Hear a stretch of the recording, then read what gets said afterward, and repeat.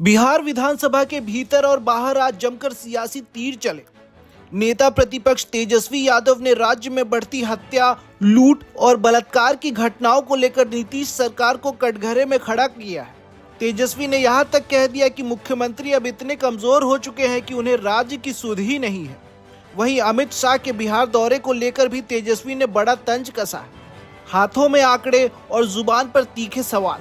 विधानसभा की कार्यवाही से बाहर निकलते ही तेजस्वी यादव ने सीधे मुख्यमंत्री नीतीश कुमार पर हमला बोल दिया।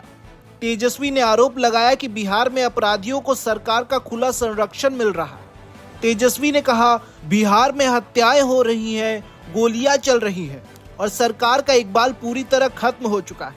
कानून व्यवस्था ध्वस्त है और अपराधी बेलगाम हो चुके हैं। तेजस्वी ने सिर्फ अपराधी नहीं बल्कि नीतीश कुमार की व्यक्तिगत सक्रियता पर भी सवाल उठाए।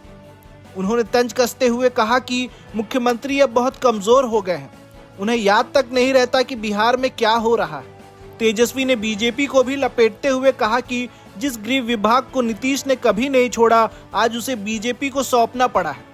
उन्होंने सत्ता पक्ष को आईना दिखाते हुए पूछा कि जो लोग पहले अपराध पर चीखते थे वे अब चुप क्यों हैं। बात सिर्फ बिहार तक नहीं रुकी।